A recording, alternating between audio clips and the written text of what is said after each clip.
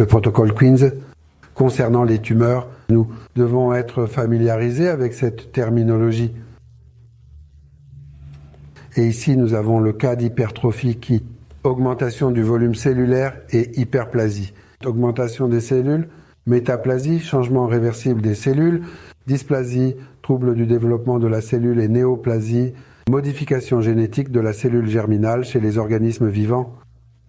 Dans le protocole 16, nous avons les associations des micro-organismes qui donnent souvent lieu à ces divers phénomènes intéressants ou ces événements.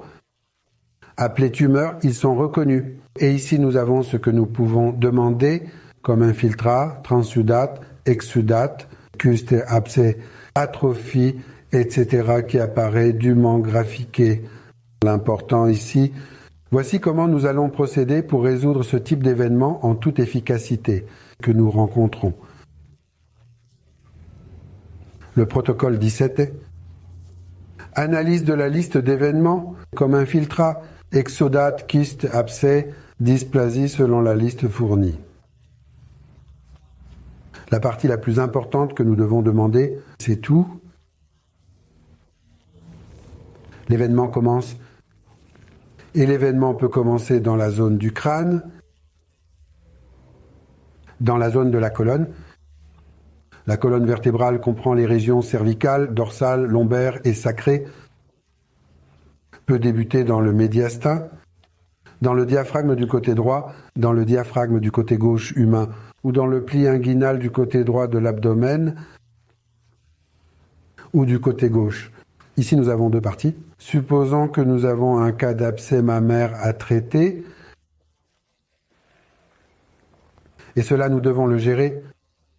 Phénomènes indépendants, cet abcès qui est causé par une succession de deux bactéries différentes. Nous demandons où commence l'abcès dangereux et nous demandons avec inquiétude dans le crâne, non dans la colonne vertébrale, nous allons supposer qu'ici cela se situe dans la région cervicale. Nous vérifions et effectivement, l'important phénomène débute dans la colonne vertébrale cervicale. Et ensuite, une fois que nous avons localisé où le phénomène commence, nous allons maintenant demander où précisément il se manifeste.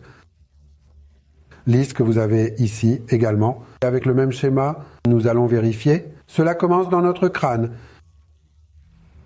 Ça commence dans le canal médulaire de la moelle épinière, ça commence dans le médiastin thoracique, dans le diaphragme du côté droit, diaphragme du côté gauche. Supposons qu'il se raccourcisse au niveau du diaphragme du côté gauche. Droit, là il se raccourcit. Et comment le résoudre?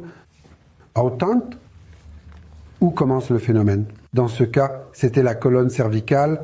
Nous dépolarisons avec l'énergie positive qui se trouve dans le rein.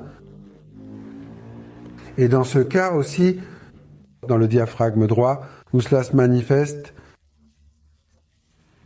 nous dépolarisons avec le rein du côté droit et nous pouvons également ajouter le rein situé du côté gauche du corps. Gauche, ce sont seulement deux reins. Nous en mettons un à 0,1 pour la sécurité, bien que nous pourrions également poser une question. Alors, regardez ici, s'il vous plaît. Le phénomène débute dans la région cervicale qui se situe précisément au centre. Nous avons mis les deux aimants positifs des reins et cela se manifeste clairement dans le diaphragme du côté droit. Bien que nous soyons en train d'observer attentivement l'événement, nous observons attentivement dans le sein du côté droit.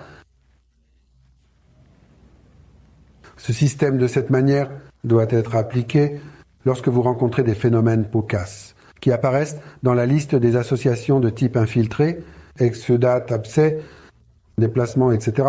Nous examinons attentivement et toujours avec ce tableau précis que nous avons ici, dans lequel nous allons demander avec précision où le phénomène commence, dans le cerveau, la région occipitale, à l'avant dans le médiastin, dans le canal médulaire, dans la région cervicale, dorsale, lombaire, douleur sacro-coccygienne au diaphragme gauche ou droit, dans le pli inguinal gauche ou droit,